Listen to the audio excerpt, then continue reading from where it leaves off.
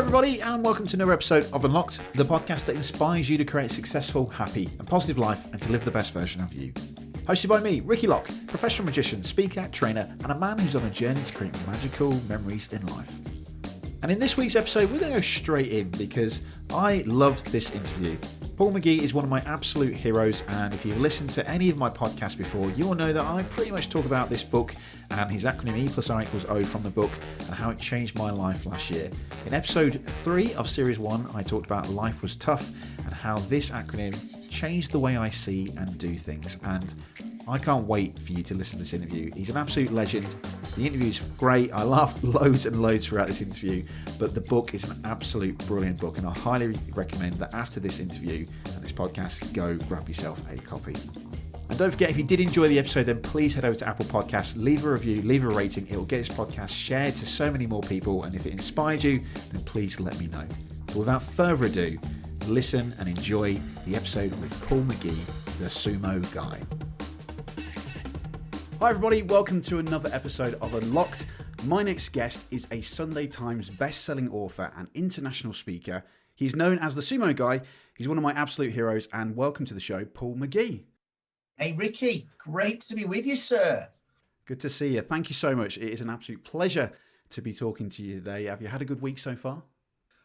So far, so good. I mean, I am inundated with inquiries, which is great. But when you talk about things around resilience, well-being and change, you'd have to be a flipping awful speaker not to be in demand at the moment. Do you know what I mean? To say, am I scratching where people are itching is a bit of an understatement. So I'm having a great week. I've got this phrase, Ricky, if you woke up feeling tired and miserable, just remember this, you woke up.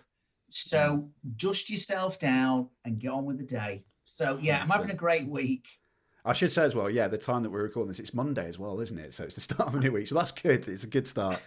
Well, Paul, it is a pleasure to have you on. And one of the things that I love about you is that you have this idea that you want to help people get the best out of themselves, help to get the best out of others, and obviously life as well, which is completely fit into this podcast about learning how to be the best version of yourselves. But for people that have never heard of you, who are you, Paul? What do you do? Who are you? I've asked myself that question. So my background is in behavioural and social psychology and beef burgers. So my degree incorporated behavioural and social psychology. Then I worked as a graduate management trainee with Unilever, and they placed me with Bird's Eye Walls, and I specialised in HR. And Ricky, the first 6 months of my job, I'm in an office pushing pen and paper. And then I have what I like to call a life-changing conversation with the factory manager. He says, do you know what would be really good for your development if you spend some time actually in the factory managing the 30 women on the economy beef burger line? And I always say I got 2 main lessons from that. Number 1, don't eat economy beef burgers. and secondly, when arrogance meets ignorance, that's a pretty dangerous cocktail. And I was a bit of both. So yeah, background in psychology, beef burgers, and then another rather slightly more challenging, life-changing event was when I lost my job through ill health when I became ill with ME or chronic fatigue syndrome. So, and I think of the acronym SAC. What am I? Just think of me as a SAC.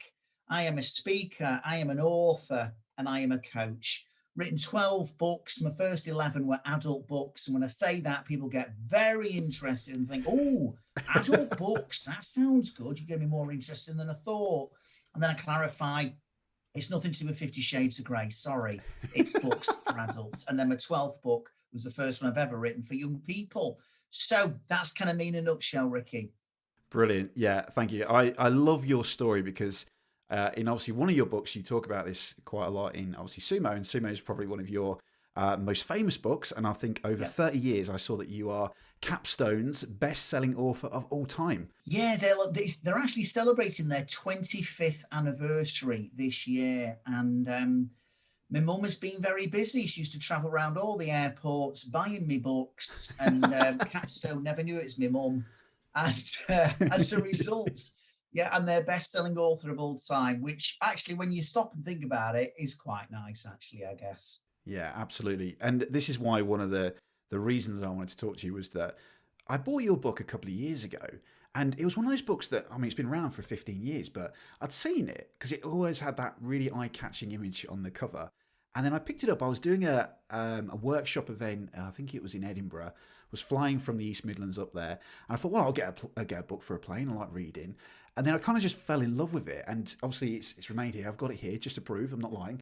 But it's just changed everything. And I think more recently, last year in 2020, it's became so relative with learning how to be the best version of ourselves in a time where there is so much change for everybody else. And a bit of context, Paul, as I said, I've shared the E plus R equals O in the book 100 times now, I think, throughout this podcast. But it really changed my life last year when everything was changed upside down for me. My future dreams completely crushed overnight. And I then started to think, well, I can't really control this. So I need to change how I behave. And it's had, I think, well, I'm alive today, like you said, and I've woken up. So I'm winning. I'm winning in life at the minute. And I think I wanted to talk about the whole reason of Sumo. Where did it start? Why did it start? And yeah, let's have a little chat about it. So yeah, how did it start? Sure. So, I mean, I was ill and on invalidity benefit for 3 years, and then I thought I might be able to get a little job, maybe part time. But no one would hire me because I couldn't pass a medical because I kept on relapsing with my illness. So I hired myself, was amazing at the interview, standout candidate, and passed my own medical. You know, put a mirror in front of me, breathed on it, the mirror steamed up. I'm thinking, you'll do for me. And it was just a question of evolution, really, Ricky, rather than revolution. I didn't sort of like, what's my brand going to be? I didn't know. It's almost like my brand found me. So I was running a course in Glasgow, and it was on coaching and counselling skills. And at some stage on that 2-day course, somebody, which I can't even remember, it was a man or a woman, and I apologise to your Scottish listeners, but someone just said something like, well, if all else fails, you can always tell them to sumo. And like, I was like looking at this person going, what's that about? He went, shut up and move on. And I thought, is this a reflection on my course, or is it a little acronym you want to teach me? And in some ways, the way I describe that is I had a number of different ideas at that time. And sumo evolved from being this little catchphrase, and it became the umbrella term to describe a set of my ideas and principles. It provided the framework. And someone said to me, did you ever give that person any royalties? And I said, well, one, I don't even know who they were. But secondly, it's almost like someone, the equivalent of just throws you a little seed and you catch it, and you don't just admire it or look at it and put it on the windowsill, but you decide to plant it. So I planted the seed of sumo, if you like, and nurtured it and watered it and fed it, and it started to grow and grow and grow. And then I took a few cuttings from it and started to plant some other versions of it. And now I've got a fairly busy garden with a lot of different ideas. So in some ways, someone did provide me with that seed, but I did something with it, because I think that's an important part of life. Lots of people have great ideas, but it doesn't mean you do anything with them. And it's about taking action. Now, I don't know where this person ever got the phrase from. I don't know, as I say, who they were. No one's ever contacted me and went, you stole my phrase. But the book came out in 2005. As you say, it became a Sunday Times bestseller. And it was what I described as my sumo principles. And often when I talk about what is, because people go, oh, I love it. I love shut up, move on. But other people, Ricky, go, I hate it. I think it sounds really aggressive. And I do kind of get that. It's provocative. And I always say the shut up bit is about take time out, stop, think, reflect, press pause. And I mean, at this time, it's like, folks, let's just take a step back here and really weigh things up. Now, when we do stuff in schools, which we do as well, we have a different definition for the acronym, S.U.M.O, stop, understand, move on. And if I'm honest, some companies prefer that definition as well. So it started from adversity. I lose my job. No one will hire me. And then it's evolved over time. And I mean, I think I've spoken now in 41 countries. The book itself is in 11 different languages. And in Iran, they don't have any copyright law. So basically, I was once speaking in Iran 10 years ago this week, believe it or not. And I was just about to go on stage. And then they called someone else on stage. I'm going, what's this about? And this was the guy who, without my permission, it has to be said, but hey ho, had translated my book into Farsi, the Iranian language. and they presented me with a copy of it. So that was literally 10 years ago this week. So I think that makes it 11. It's been officially translated 11 times and unofficially once. But, it's a thrill. There are people around the world reading some of my ideas in their own language. And yeah, that's pretty good. Considering I'm a Wigan Athletic and Bradford City fan, I need all the encouragement I can get, and that sometimes gives it me. Well, that's true. Yeah, that's true. Good point. Yeah, thank you for that. I thought you was going to say that when you were about to walk on that stage, the Scottish guy was going to come on and start sharing his story and philosophy about shut up, move on. Yeah. But no, I absolutely love the book. I think it's a fantastic book. And I think you have a really gift for words and making things really, really simple. And obviously, I know the book has lots of great illustrations and exercises as well. It's funny, actually, because I went through the book last year. I had the book for a couple of years, but finally got around to actually filling out the exercise. And just last week, ahead of this call, I actually went back and looked at it. And it's quite interesting to go back through the book. And as a bit of context before this, the thing that happened to me, and I know a lot of podcast listeners will know this, is that I had a 15-year career in Argos and Sainsbury's, leading my customers and my clients and all of my business and all that forward.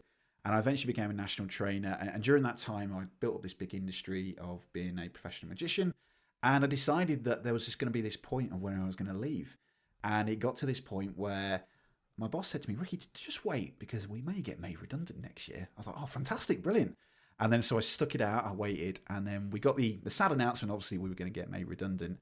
And then, yeah, last year was going to be that. I was going to leave Argos after a 15-year career, being a national trainer, lots of different leadership roles, and pursue magic full time, do lots of different speaking events. And then literally within 1 week of getting made redundant, I don't know if you know, Paul, but there was this global pandemic last year. It's still around, I think. Yeah. I have heard rumours. Yeah. I have heard rumours of that. And yeah, literally a week in, gone. And pardon the pun, everything disappeared from my diary like most people. And I remember there was this point last year where I sat there thinking, what am I going to do now? And then you start getting bitter and angry at the world and liking the book, wearing the victim t-shirt, I'm a failure and all that. And then I realized when I read back through that and listened to someone else's story about perspective that actually, do you know what? Life ain't that bad. And I think you've mentioned it, like I know Andy Cope mentions it as well, about the idea of the life lottery, and how I was conceived. I'm awake, I'm alive, I've won the lottery, so everything else is a bonus. And until I started to look at that different and think, I can't control that outcome, but what I can do is choose how to think, feel, and behave. And that's led to just wonderful things happening. Yes, I'm not probably earning the 80% income that I wish I was, but I feel like I'm having a more fulfilled life. And I'd love to find out more, because I believe this is correct from the book. You heard it from, I think, Jack Canfield, the E plus R equals O. Could you share more about that, please? Yeah. So we're going back to 1992, before most people on the planet were even born. And there I am in my little 1.1 Ford Fiesta. I tell you, I know how to impress people. Yeah. And again, people might have to Google this for a translation, but I was listening to a cassette tape. What's that? And there I am listening to Jack Canfield. And he basically, again, it is strange, really, Ricky, in that sometimes I'll come up with an idea that's literally original, and I'll mention something about hippo time in a moment. And other times I hear someone mention something, but again, it's like they throw me a seed, and they don't do a lot with it. And Jack Canfield, it says, it's not just the event, it's how we respond that influences our outcome. And then before I know it, he's on to another point. Seriously, it was like a Damascus Road experience for me on my way to Wigan. And I almost wanted to pull over me Ford Fiesta into a lay-by and just let that digest, because for years, I suppose I'd lived by this formula without realizing it, E equals O. If that's the event, you know what the outcome is going to be. If there's a global pandemic, you know what the outcome is going to be. If you lose your job, you know what the outcome is going to be. If you lose your business, you know what the outcome is going to be. And it's like, No, it's not actually just the event. It's how I respond. And it suddenly dawned on me, two people can have the same event and end up with a different outcome. And in a sense, I'm almost drawing on some stoicism here, because again, it's like, it's not just the response, but it's how do you interpret the event. And I suddenly, I think just at that point, realized that we give meaning to events, and we have freedom to choose how to actually look at an event and interpret it. And again, bizarrely, Ricky, I didn't know this when I wrote the book, but sumo is a word in Latin. It's a word in Portuguese meaning juice, but in Latin it means to choose. Sumo, to choose, and we do have more choices than we sometimes realize. And I think, and again, you could argue this relates to like neuro-linguistic programming, is that sometimes it's not the event, it's how you frame the event. And in some of my sessions, I've started now to show a picture of the Mona Lisa with in the frame that should be displayed in the Louvre. And but then I changed the pitch, I changed the frame, and now it's got a bright pink frame. The picture didn't change, the frame did. And all of a sudden, people are looking at the picture and it's like, oh, that's a bit weird. What do you mean? The picture didn't change. Yeah, but it just looks a bit weird now. Yeah, the only thing that changed was the frame. Mm-hmm. And in life, it is about, okay, can I influence the event? Sometimes I can, sometimes I can't. But I can think about my response, and also I can think about how I frame the event. In Cantonese, the word crisis is made up of two Chinese characters. One of those characters represents the word threat. One of those characters represents the word opportunity. Oh, wow. So global pandemic is a threat, 100%. Let's not get away from that. But is there an opportunity? You know, your brain helps you find what you're looking for, but you've got to give it a bit of a steer on what to look for. So is this event, yes, it's a crisis and a threat, but is it also an opportunity? Finally, just to wrap up a long answer to a short question, sometimes when you talk about how you felt when you'd literally been going in business a week or so, you know, one of my principles, Sumo principles, is called hippo time is okay. It is okay to not always feel okay, to wallow, to acknowledge how you feel, to process your pain, digest your disappointment, sit with your sadness. So actually, sometimes a very legitimate response to an event is to say, I need a bit of hippo time on this. But again, the point I make in the book and in all my talks is it's okay, but it's temporary. Hippo time is a detour. It's not meant to be a destination. So my feedback to you, Ricky, was all those feelings you initially had. I'm not saying, well, you're a bit silly for having that. I'm going, that's pretty normal. Welcome to being a human being. Yeah. I'm going to frame that for you as you're having hippo time, and that's okay. But just remember, mate, it's not your destination. It's the detour. It's part of the journey. And again, I say, maybe linking in with what Andy Cope says, life is too short and too precious to spend too long wallowing. So you got E plus R equals O and a little bit of hippo time. Again, key points of my sumo message. Yeah, absolutely love it. Totally. I think my hippo time, honestly, was about 3 months. And then I decided to say, okay, yeah, this is okay. This is good. Let's do something about it. So yeah, I think the book absolutely changed my life last year. And I think that it's interesting, isn't it? That, like, I think you said before in a previous podcast somewhere, that books don't often last as this long from back in 2005. And your book is a testament that it's lasted this long. And I'm going to say it, Paul, I think it can even probably last for even longer. I mean, this year, 2021, we're still experiencing a bit of pain, a bit of difficulty, and it's so current and so relative. And I think that, you know, it just themes with everything. I mean, the second book that I'll segue onto now was the, you know, How to Have a Great Life, 35 Surprisingly Simple Ways to Success, Fulfillment and Happiness. You can't see this for podcast listeners, but terrible. I'm quite bad with my books. Look at that. I know, terrible. They're just notes that I've made. So for podcast listeners who can't see this, there's about every chapter is pretty much just, folded down. So I fold those corners down. So sorry, fans of books, I damage my books. But every single chapter is absolute gold, and it's just simple stuff that just gets you to think in a different way. And there's lots of different ideas in there. It's not a complete copy of Sumo. There's loads of wonderful things in there. How did that book come across? Because Sumo has been going for so long now. It's such a great piece of gold there. What was the inspiration to start that book? I've written various other ones, you know, how not to worry, how to speak so people really listen, how to succeed with people. But I was reading a book by Ryan Holiday, who, again, we go back to Stoicism, and he had like a daily thought where you just read something, only take maybe a minute or two. And I was thinking, I would really like to write a book that was a little bit different and gave more scope for more flexibility in terms of what subjects I cover, and where you could actually just say, but I've always got in the back of my mind, what gives me a real buzz is when people say to me, I mean, it's great that you've given me the feedback and all the notes you've taken, but I really love it also when people go, I don't normally read books. And I'm like, I love that. What were you read? But I read yours.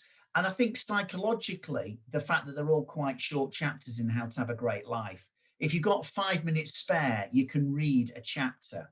And it's like, it's bite-size, inspirational, snack size. And so I guess what I wanted to do was, one, I had more ideas because I'm constantly learning. I'll never finish learning. That's something I know that will never happen. On my deathbed, I'll probably be reading a tweet from somebody or a blog, or trying to negotiate a book deal. But I just thought, I'm just going to give people some snack size stuff. Some people have never heard of Sumo, and just, oh, I don't know if I want to read that. And I'm going, 5 minutes, it's all you need. Pick a chapter, any chapter that can be read in any order. And again, I've been thrilled by, it's not, Sumo is still the iconic book out of all the ones I've written, but I do love some of the ideas that are in that How to Have a Great Life. And I am thrilled that loads of people who wouldn't normally read have read it. Plus, some people don't like being given the book Sumo as a gift, because when you imagine someone goes, hello, mother-in-law, I love you, Merry Christmas, here's your book, Sumo, or your girlfriend or your boyfriend for Valentine's Day, I bought your book, it's the right color, it's red, it links in with roses, and then they open it and it says shut up, move on. So at least How to Have a Great Life, it's a politer way of saying slightly maybe more easy to digest in terms of the title for some people. 100%, yeah. And I'm very lazy, Paul. I am a bit of a procrastinator in my life, and I never used to read books really. And it was only until like quite recently that I decided that I was going to take the time to just, in a compound effect, 10 pages a day. But with your book, it actually made it a lot easier, because I thought, right, I'll read 10 pages. But actually, I was reading like 30 to 40 pages a day. So I think I read your book within like 2 or 3 days, which was brilliant. But because it's so bite-size, it's just fantastic. It's simple, it's easy, and it's a great book. There's a couple of things I wanted to ask you about the book, but first I'm going to ask you, Paul, where does this all come from? This idea of helping others to be their best version of themselves. Is it something that you've had all of your life? Where did this come from? I wasn't on the playground as a 5-year-old thinking I want to be a motivational speaker when I'm older. But I guess people always interest me, have always fascinated me.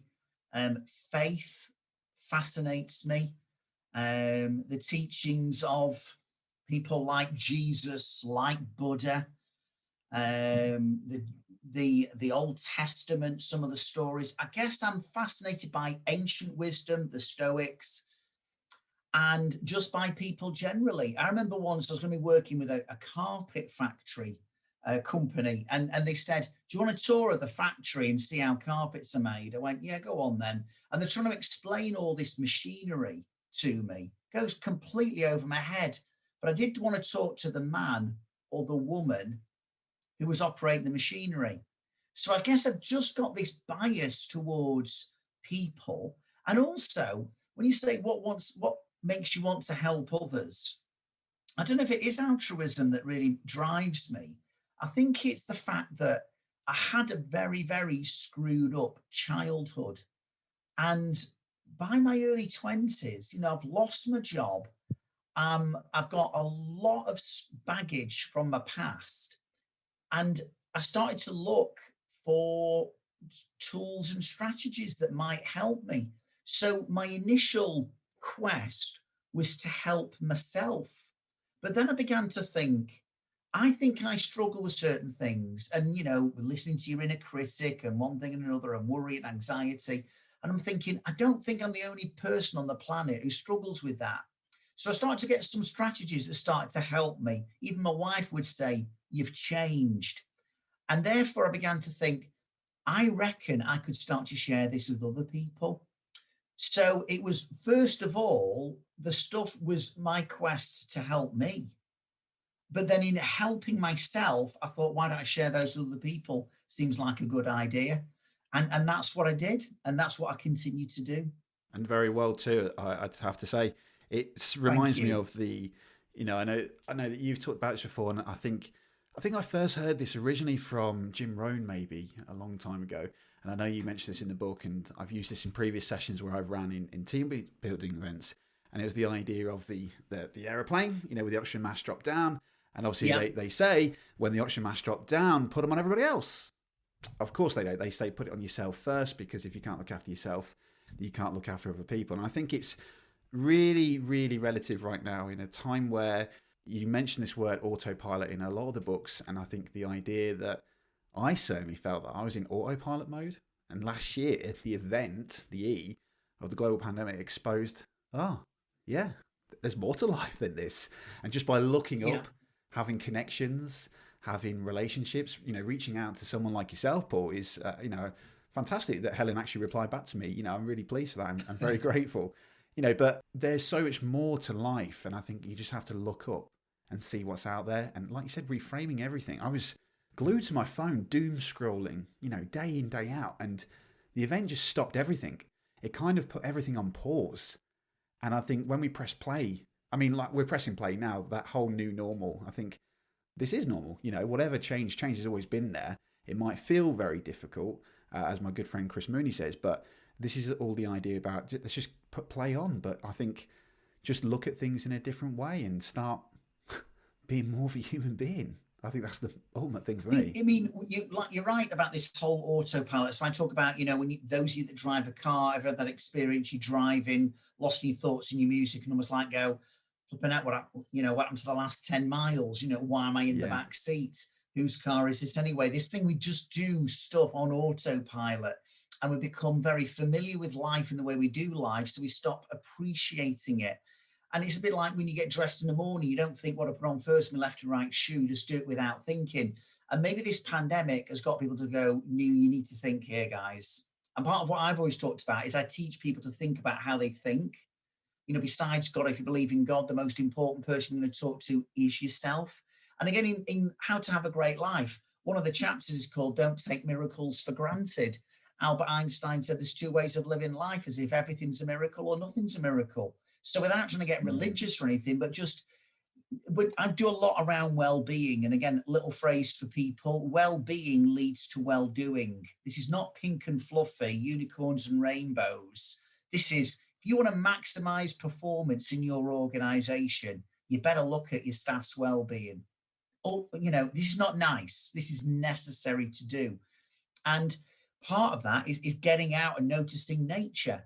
And don't take miracles for granted. I mean, the fact that we're doing what we're doing now is just like flipping heck. That's pretty amazing. Yeah. Imagine having this global pandemic in 1918, or imagine having this global pandemic on June the 28th, 2007. You may go, that's a bit of a random date, Paul. Yeah, well, on June the 28th, 2007, we didn't have the iPhone.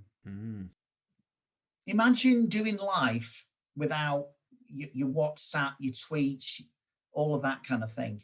You could access Facebook on your computer, but you could, all this stuff that we can now do on our iPhones and apps. Imagine thinking, June the 28th, 2007, which is a long time ago, someone said, have you got an app for that? You'd be going, sorry, what are you on about? An app? What do you mean, what's an app? June the 29th, 2007, June the 29th, Steve Jobs goes, today, Apple reinvents the phone. Well, he didn't just reinvent the phone, but he reinvented how we do life. And that was helpful. But again, what this whole experience does now is go, can we just press pause a little bit here? Can we just stop and understand what's happening around us, what's happening inside us? And are we okay with that? And maybe to change your outside world, you need to start with your inside world. That's a fantastic quote. Love that, Paul.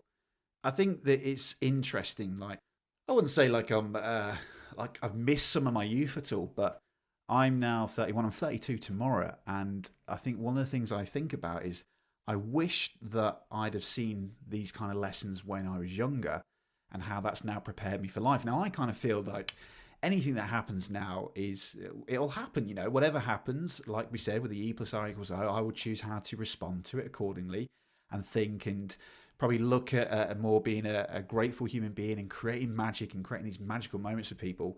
Now, I came into your book late into my late 20s, and I wish like I was taught that at school, because the simple ideology of it, of just choosing how to think and feel, I wish that I would have. I mean, I don't regret anything in life, because we know that our past, doesn't define us now. It's just kind of got us to where we are. But I wonder what my life would have been if I'd have learned this. Now, I think that what you're doing as well for Sumo for schools, now I don't really know too much, so I'm going to ask you about that in a second. But I love the idea that you are now preparing people from a younger age, and I believe it's like teenage kind of years or even younger. I wish that I'd learned the things in these books years and years ago. So I'm kind of like really excited now, because every time I talk to people like yourself, and you can see there's a couple of books behind me. I love Steve McDermott, Andy Cope, those kinds of people. And it's just fascinating. I wish that I'd spent the time years ago to actually open my eyes and look at it. So I guess as a nice segue, you're now starting to do that for people who are a lot younger. So tell us about the Sumo for Schools. What is it, and how did that start? Sure. Well, actually, even when I wrote the book Sumo, which came out in 2005, I put something at the back of the book, which is I'd love to get some of these ideas out into schools. If you're interested in helping me do that, make some contact. And it's been a rocky road at times since '05 in terms of establishing it and getting people, because some people were brilliant and they loved Sumo and they were big fans, but they didn't have much strategy in how they did things, and they weren't really salespeople, and all kinds of things happened. I mean, and tragically, one lady died along the way, nothing to do with my Sumo stuff, but there were struggles, and it would have been so easy to go, because this was, I could almost argue, taking me away from my core work, which was my own speaking and work with businesses and NHS and actual teachers in schools. But there was just always this sense in which, because of, again, my challenging childhood, which I ran away from home at the age of 10. And you kind of go, okay, hands up. How many of you run away from home at the age of 10? You may think about doing some of these things. I did it. And you don't do that kind of thing unless you got some really unhelpful stuff going on in your world. And so I've always felt, because all right, I was a few years ahead of you in where I got into this personal development, but not many years. But I just thought, a bit like you're thinking now, wouldn't this have been great if I didn't just learn about the Battle of Hastings in 1066 and that kind of conflict, but I learned about my own internal conflicts or my own conflicts and disagreements with other people. And so I got a guy got involved because Sumo basically changed his life.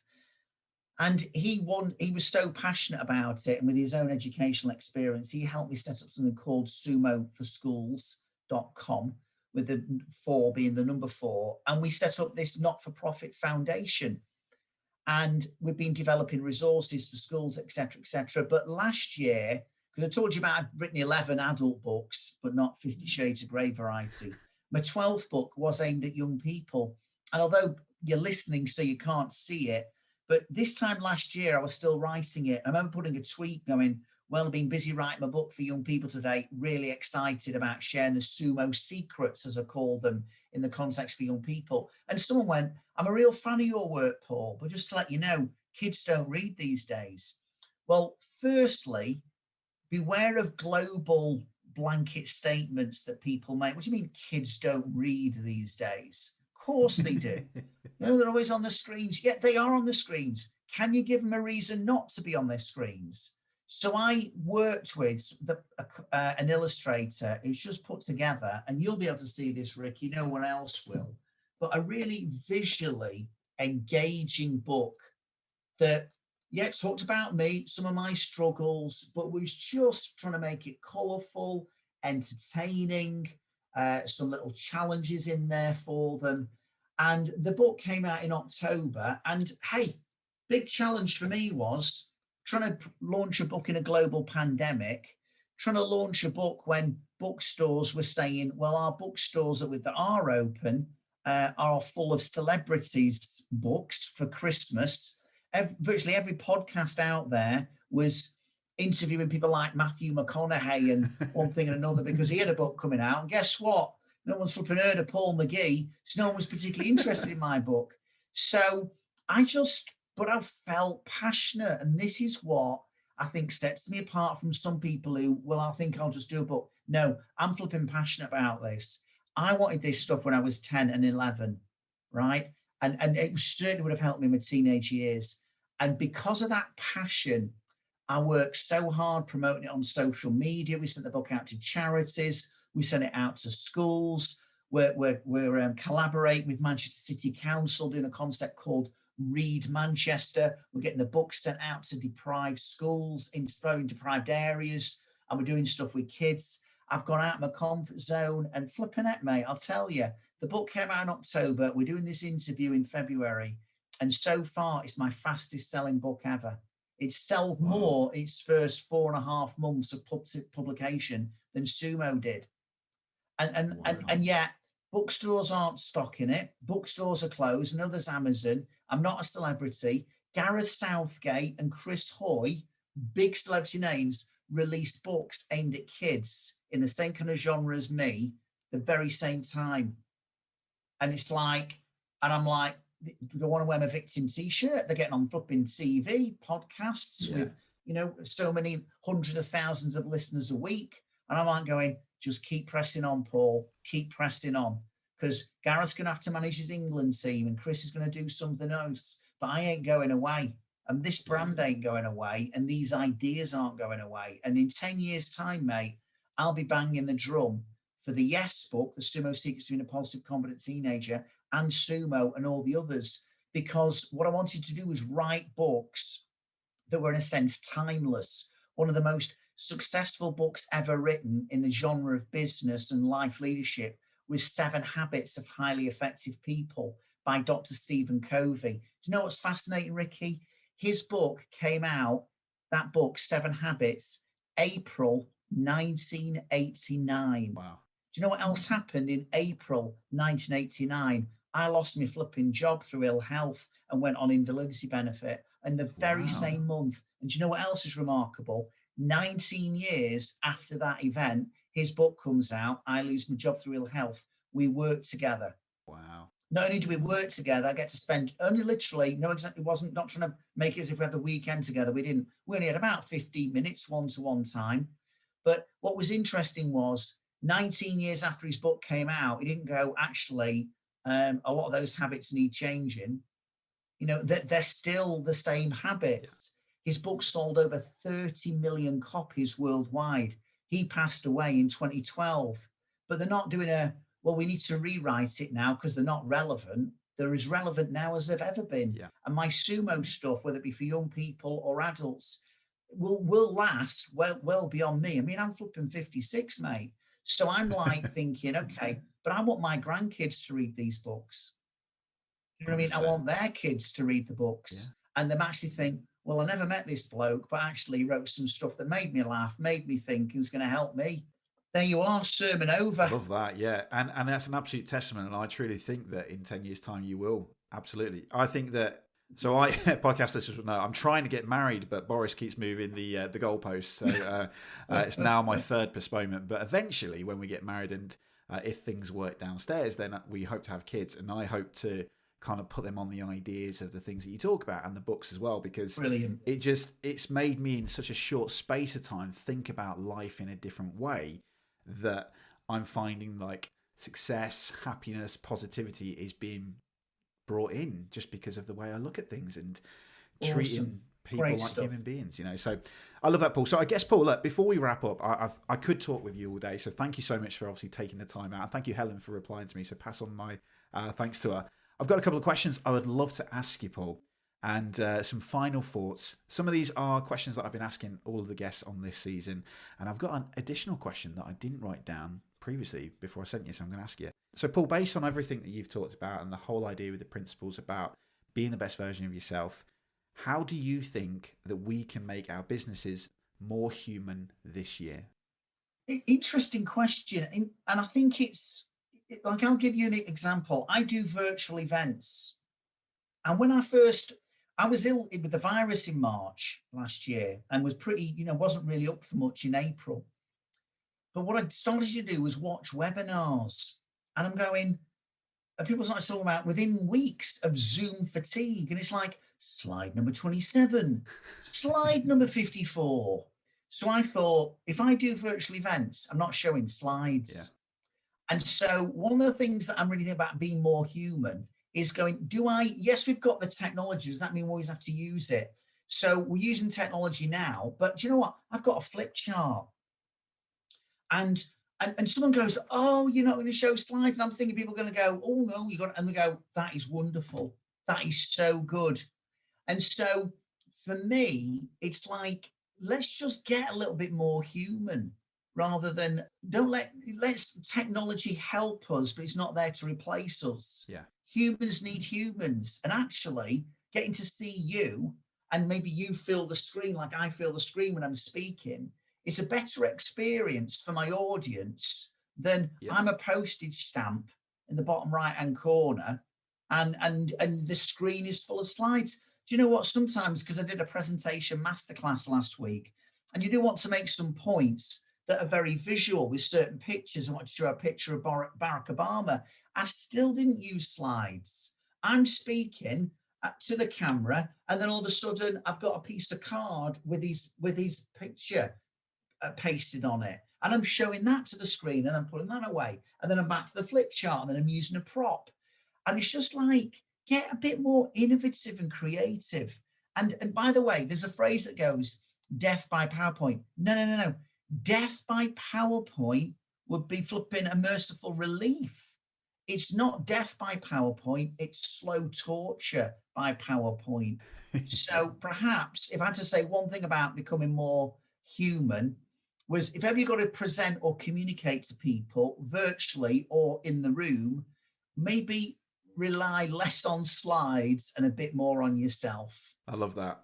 Yeah, that's fantastic. And I think I'm going to come across now as a tote here, Paul. I know that you know what that means, those who only talk about themselves. I've certainly felt that last year when I think about reframing and the human connection in what I do. I've been doing online magic shows and online, corporate parties for events where I'm creating a piece of magic to someone that's 300, 400 miles away. I had someone that was in Dubai log in. It was quite late here, I think, when I dialed in. But it's the idea of like, it's not the technology.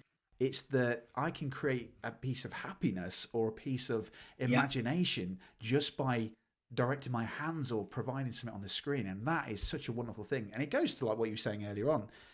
The iPhone came out, global pandemics happened. We've now started to look up and not rely. I think this is kind of what we're on about. We were relying too much on technology, but it's there to be used, but to still create that wonderful human connection. And I think you're absolutely right. And whilst we continue maybe more for a couple more months of this, there's so much power in this, isn't there? Creating a human connection. Totally. So another question then, Paul, is what advice would you give for anybody listening to this to make a difference this year? I think one of the things I would say about making a difference, there'd be a few things. There would be E plus R equals O again. It's just recognizing, in a sense, life's a game of snakes and ladders. And sometimes you land on a snake and that's your event. But if you want to make a difference, don't quit the game. Stay in the game. And sometimes it's not about you being amazing on a particular day. It's about just showing up every day, staying in the game, keep rolling the dice if you like, because you're going to land on some ladders. And not only will you land on ladders, but if you want to make a difference, encourage other people to kind of like stay in the game as well. And there's a Tesco's advert, first came out in 1993 with the strap line, "Every little helps." And I think, what's my advice for people in terms of making a difference? Okay, so it's about events happen, but it's your response that influences the outcome. It's about going, when things go tough and you land on a snake, you'll only find a ladder if you stay in the game. So keep rolling the dice and stay in. And do not think the fact that you messaged someone this morning, a little text, or just left a very brief WhatsApp voice message, don't think that that's just a little thing and doesn't really make a difference. It all adds up. You used the phrase earlier on, the compound effect, reading 10 pages a day. Well, my goal, I guess, is to encourage 3 people every day. And that can literally take me just 3 minutes. And I think it's not about, I want to make a difference because I've written a book, because there's going to be lots of days every day of the year where no one's reading any of my books. But maybe I put something out on Twitter that people read. I post something on Instagram that they look at and think that's made me think, or a message someone either via text or by a voice message. And I think, let's just think, actually, yeah, every little helps here. Every little helps for me, but even what I'm doing for everyone else. I've got this phrase, we all need the oxygen of encouragement to be someone's oxygen.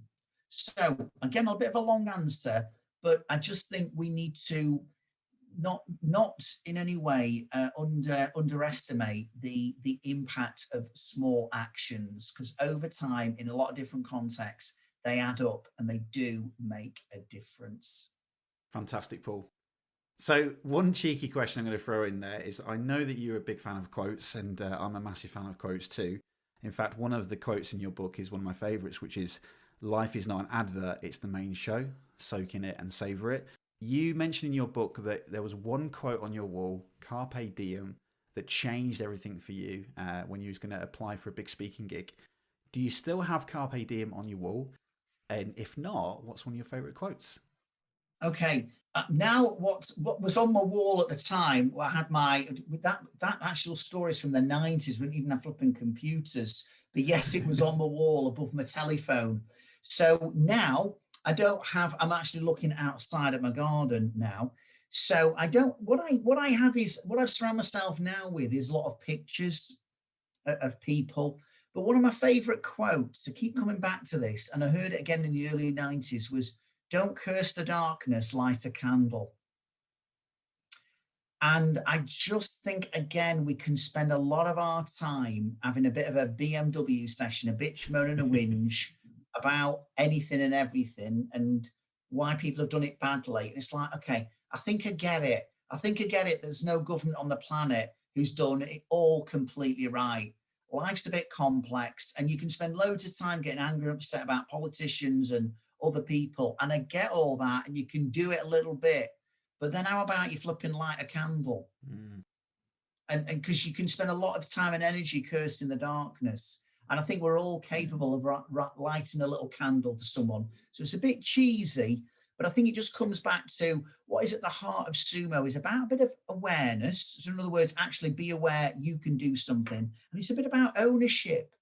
You know, what have you really achieved by being a troll on Twitter? What have you really achieved by just slagging someone off? You know, and if there is a God and he goes, what he or she or whatever, non-gender, says to you, what do you do with your life? Well, I trolled a couple of people. I moaned a lot about the injustices in life. And it's like, good, but what did you do? What did you do? To not just curse the darkness, but to light a candle. By heck, I'm in preachy mode today. I hope listeners can cope with this, but I suppose you'll just get a little bit passionate. So I bet you're thinking, I wish you kept Carpe Diem. It was a far better story. It's shorter, and shorter. You have to do more flipping editing now. I do apologize. Yeah, I know. Yeah, thank you. But I hope it does make sense, and I hope my heart behind what I'm saying comes out. I don't want to just give you cliches and little quotes and phrases. I'd like actually your listeners to go, this ain't a flipping job to me. It's a bit of a life mission. And words change worlds. Just remember that.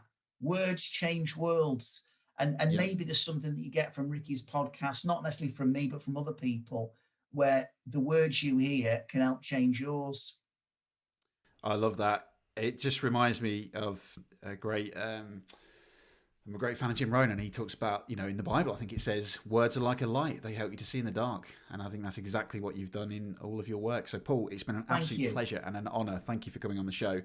What's next for you, and where can people find you if they want to find out more about what you do? Okay. What next for me is a walk at some stage, because you've got to get out in nature. Yes. But it's actually continued to evolve all that I do, making it really relevant.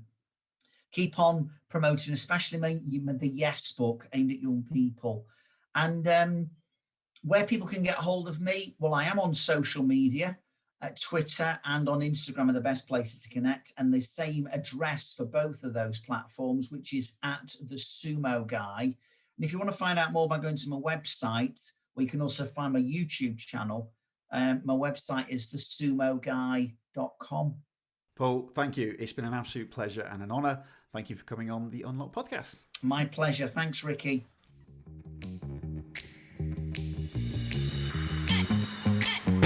Wow, what a fantastic episode. Thank you, Paul, for being a great guest. It was an absolute pleasure to interview you. And it was an early birthday treat, one day before my birthday. So thanks for being a great star. If you haven't worked it out yet, I'm a huge fan of Paul's work, so I'd highly recommend go check out Sumo and then check out all of Paul's work. It will change your life. If you enjoyed the episode, don't forget to leave a podcast review on Apple Podcasts or Podchaser.